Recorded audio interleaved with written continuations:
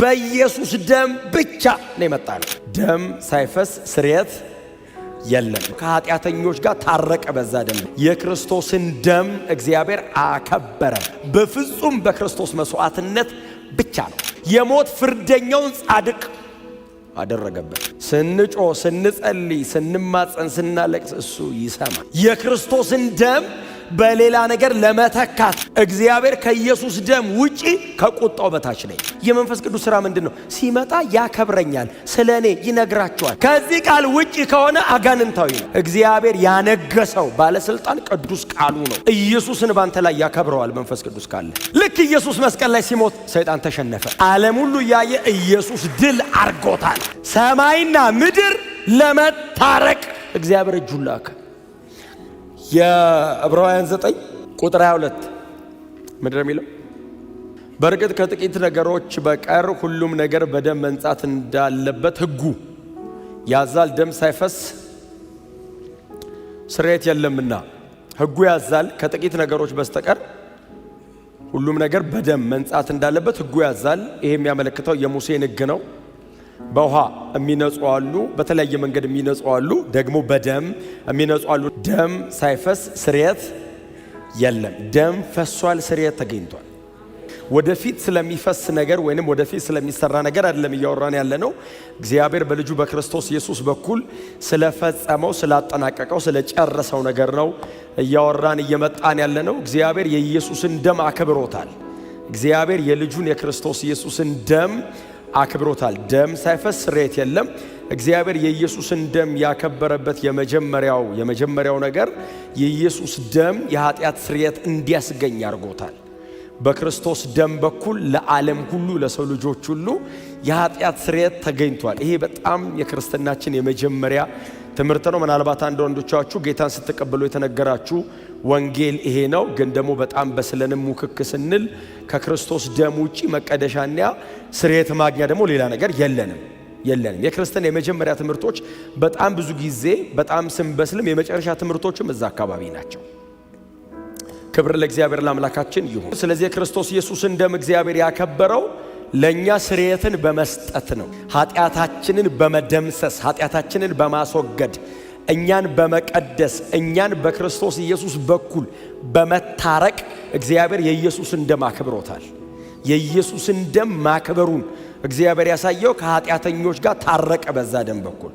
በዚያ ደም በኩል ኃጢአተኞች ወደ እግዚአብሔር መንግሥት መግባት ቻሉ። በነፃ ኑ ግቡ አለ። የክርስቶስን ደም እግዚአብሔር አከበረ፣ ስርየት ተገኘ። በክርስቶስ ደም በኩል ስርየት ተገኘ። በብሉይ ኪዳን ደም ሳይፈስ ስርየት የለም የሚለው ቃል የእንስሳ የጠቦት የተለያየ የእንስሳት ደም ነው። በዚያ ደም በኩል ፍጹም ስርየት አይገኝም። ፐርፌክት የሆነ ፎርጊቭነስ እንዲገኝ ፐርፌክት የሆነ ሳክሪፋይስ ያስፈልጋል። ፍጹም የሆነ እውነተኛ የሆነ ዘላለማዊ ስርየትና ይቅርታን ለማግኘት ፍጹም የሆነ መስዋዕት ይጠይቃል።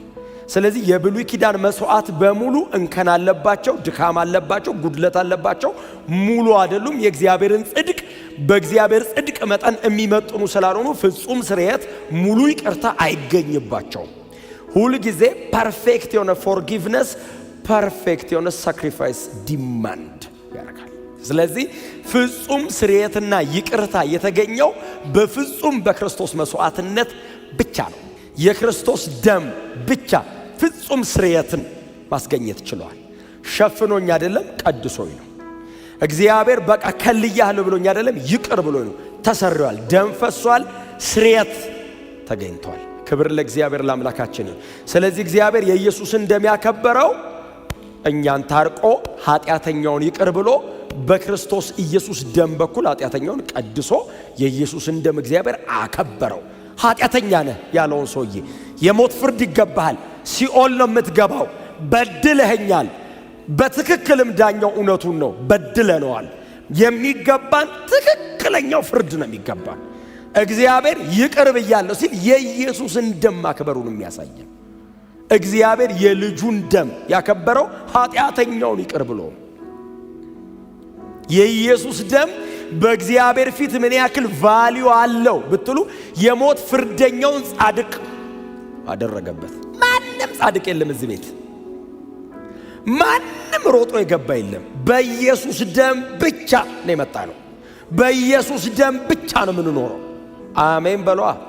በጣም ደግሜ ነው የምነግራችሁ። በእውነት በኢየሱስ ደም በኩል ገብተን በስራችን ፍጹም ለመሆን እንጥራለን አይደለም። በክርስቶስ ደም ነው የመጣ ነው። በክርስቶስ ደም ነው የምንኖረው። እግዚአብሔር ያከበረው የተቀበለው እሺ ያለው ይቅር ብያለሁ ያለው ለዘላለም ከኔ ጋር ይኑሩ ያለው በክርስቶስ ኢየሱስ ደም በኩል ብቻ ነው። ከኢየሱስ ውጪ የሞተ የተነሳ የለም። በሙሉ ሞተዋል። ሁሉ ከመቃብር በታች ናቸው። አንደር ወርልድ ናቸው፣ የሉም። እዚህ ስንጮ ስንጸልይ ስንማጸን ስናለቅስ እሱ ይሰማል። እግዚአብሔር በልጁ ደም በኩል ኮሚኒኬት ያረገናል። ክብር ለኢየሱስ ይሁን። ስለዚህ እግዚአብሔር የኢየሱስን ደም ያከበረው እኔን ይቅር ብሎ ኃጢአቴን ሰርዞ ምሮ ቅዱስ አድርጎ የማንነት ለውጥ እግዚአብሔር አድርጎልኝ ነው። በክርስቶስ ኢየሱስ ደም ምክንያት ነው የሆነውን ነው። ክብር ለስሙ ይሁን። ወንጌል ይሄ ነው። ቤተ ክርስቲያን ባይዘው የሰበሰበን ይሄ ነው። ስትቆዩ እንዳትቀይሩ። ጌታ የተመሰገነ ይሁን። የኛ ኃላፊነቶች አሉ፣ በጣም ብዙ የምናነሳቸው በጣም ብዙ። የክርስቶስ ደም በፍጹም ነፃነት የተሰጠን በፍጹም ነፃነት የፈሰሰ ፍጹም የሆነ ስርየትና ምህረት ያገኘንበት ቢሆንም የኪዳኑን ደም መርገጥና የቅድስናውን መንፈስ ማክፋፋት ደግሞ ስርየት የሌለው ኃጢአት ነው። ይሄንን ክቡር ደም ቫልዩ አለማረግ ደግሞ ይሄንን ክቡር ደም ደግሞ ዋጋ አለመስጠት ምን ማለት ነው? የኢየሱስን ደም ዋጋ አለመስጠት፣ በሌላ ለመተካት መሞከር፣ የክርስቶስን ደም በሌላ ነገር ለመተካት፣ በልምምድ ለመተካት፣ በማንነት ለመተካት፣ በጣም ቸርች ውስጥ መተን በምንለምደው ነገር ለመተካት መሞከር በጣም ዴንጀረስ። እግዚአብሔር ከኢየሱስ ደም ውጪ ከቁጣው በታች ነኝ። የዘላለም ሕይወት አለ ያለኝ በዚህ ደም ነው። ስረግጥበት ስርየት የለም። ለምን? መጀመሪያም የታረቀ ነው። መሃል የገባው ይሄ ደም ነው። ይህንን ደም ከረገጥክና ካክፋፋው ስርየት የለም። ይቅር አልልም፣ አልቀበልህም፣ ቁጣዬ ስር ነው የምትወድቀው ነው የሚል የተቀደሰበትን ያንን ደም የረገጠ የቅድስናውን መንፈስ ቅዱስን ማለት ነው ያክፋፋል። ምን ማለት ነው መንፈስ ቅዱስን ማክፋፋት? መንፈስ ቅዱስ ምንድን ነው ስራው? ስለ ክርስቶስ መመስከር፣ ኢየሱስን ማክበር። መንፈስ ቅዱስ ስለ ክርስቶስ ሲነግርህ አልቀበልም ስትለው እያክፋፋው ነው። ኢየሱስን ካልተቀበለ ሰው ስርየት የለውም። መንፈስ ቅዱስን የሚሳደብ ማለት ምስክርነቱን የማይቀበል ማለት ነው። ባይዘው አንዳንድ ሰው የሚመስለው ሰውና ሰው እንደሚሰዳደበውና እንደሚጣለው አይደለም።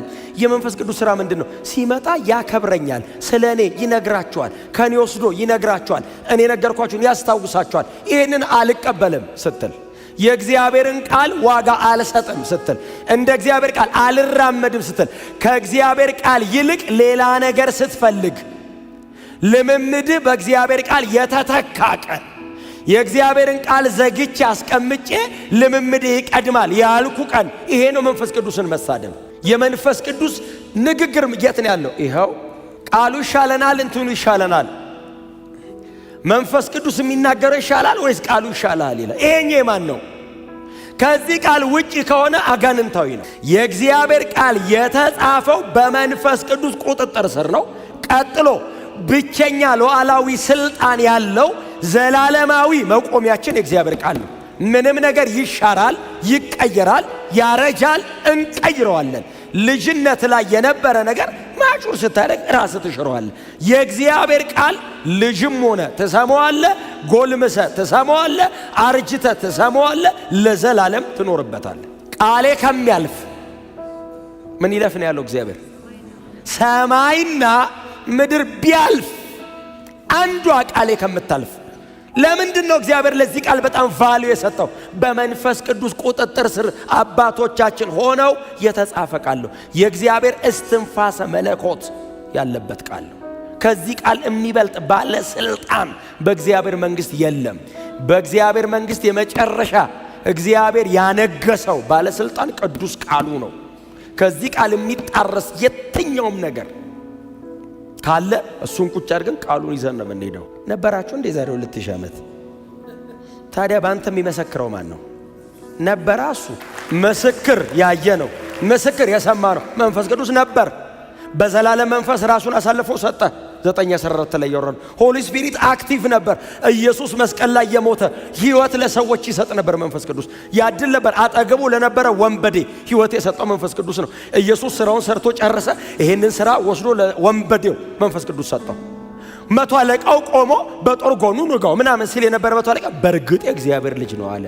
ይሄንን ቴስቲሞኒ መንፈስ ቅዱስ ልክ ኢየሱስ ሲሞት መስቀል ላይ ሕይወት አደለ።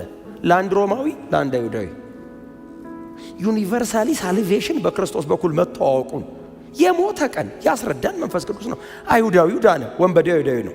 አንድ ሮማዊ መቶ አለቃ ዳነ። ሁለቱም ወንበዴዎች ናቸው። ይሄኛው የተሰቀለ ነው፣ ይሄኛው አሰቃይ ነው። አይሁድም አሕዛብም እንደሚድኑ መንፈስ ቅዱስ መሰከረ። እዛ ጋር ቆም ሁለት ሰው ዳነ። ኢየሱስ መስቀል ላይ የሞተ ቀን። አሜን በሏ።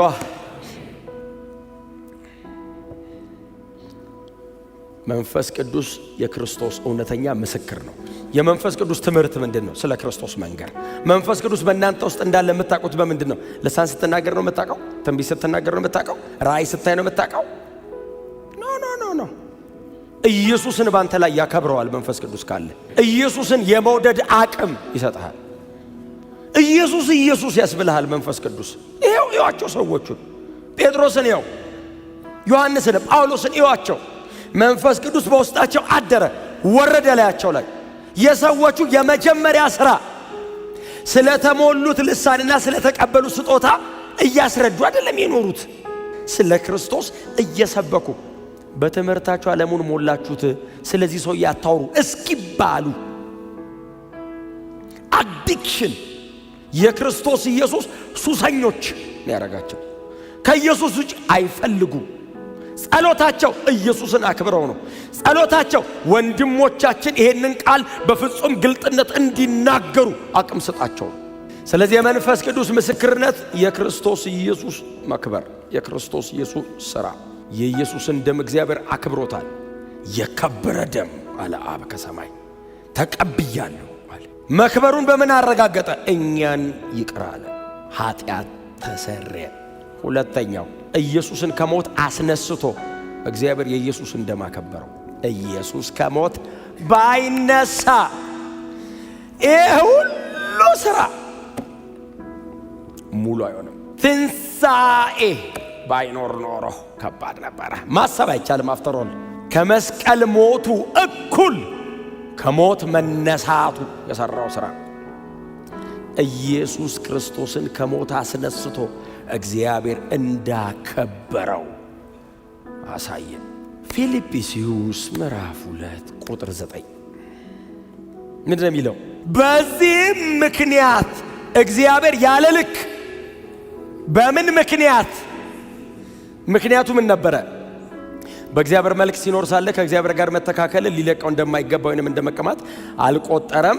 ከዛ የባሪያን መልክ ያዘ፣ በሰው ምሳሌ ተገኘ፣ ራሱን ባዶ አደረገ፣ ለሞት ያውም ለመስቀል ሞት የታዘዘ ሆነ ይልና በዚህም ምክንያት እግዚአብሔር ያለ ልክ ከፍ እግዚአብሔር ኢየሱስን ከሞት አስነስቶ የመስቀል ሥራውን የፈሰሰውን ደም አከበረ። እግዚአብሔር አክብሬዋለሁ ደሙን ምን አርገ? ትንሣኤ። ኢየሱስ ከሞት ሲነሳ እግዚአብሔር የልጁን ደም አከበረ። የቀደስካቸውን ያነጻቸውን ባንተ ሥራ ምክንያት ይቅር የተባለውን ይህንን ሕዝባው ከሞት ተነስታለ ይዘኸውና አለው አብ። ልክ ኢየሱስ መስቀል ላይ ሲሞት ሰይጣን ተሸነፈ። ምክንያቱም ሲሞት የአለቆችና የባለስልጣናትን ማዕረግ ቆረጠ ይልና እርቃናቸውን አድርጎ በየአደባባዩ እያዞረ አሳያቸው። ኢየሱስ የሞተ ቀን ልክ ሲሞት መስቀል ላይ ሰይጣን ራቁቱን አይችልኝም ማዕረግ እጨምራለሁ ሲል ልክ ሲሞት ኢየሱስ መስቀል ላይ ሲሞት ምን እንደሚያደርግ ቢያውቅ ኖሮ ሰይጣን ኢየሱስ እንዲሰቀል አያደርግም። ልክ ሲሞት ሰይጣን ገደልኩት ብሎ ኢየሱስ ልክ ሲሞት ማዕረጉ ርግፍ ብሎ እርቃኑ ማዕረጋቸውን ቆርጦ ከዛስ ሊደበቅ ታውቃለህ፣ ሮጦ ሊደበቅ ሲናውጣ በየአደባባይ እያዞረ ሰይጣን መሸነፉን ባይዘው ኢየሱስ አደባባይ ነው ያሳየው። አሁን አንዳንዶቻችሁ ሰይጣን ተሸነፈ ብላችሁ እንደ አዲስ ነገር እንዳታወሩ።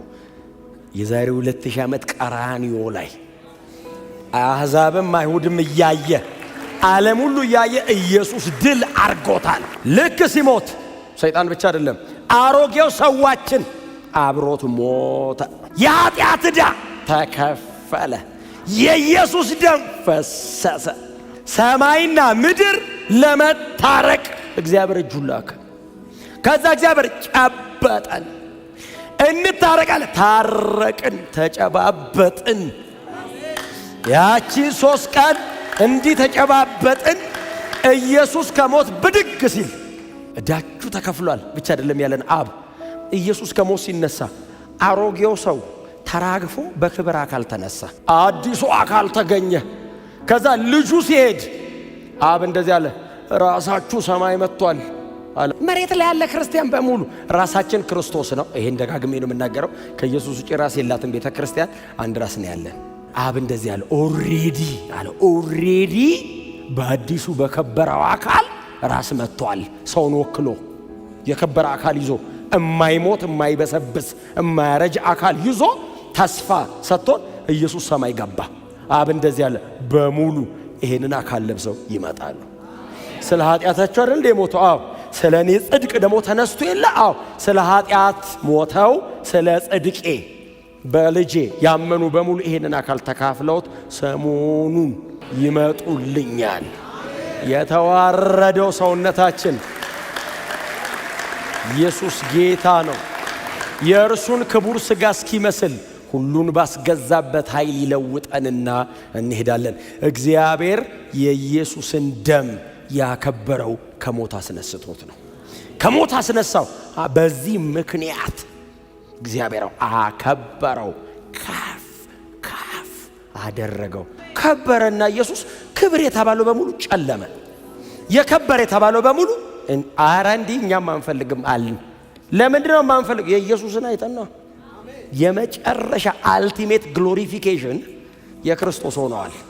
እግዚአብሔር ደሙን ያከበረው ኢየሱስን ከሞት አስነስቶ ለኛ የዘላለም የአካል ለውጥ ሰማይ የመኖር መብት በክርስቶስ ደም በኩል ሰጠን። ኢየሱስን ከሞት አስነስቶ እግዚአብሔር የኢየሱስን ደም ማክበሩን አሳይቷል።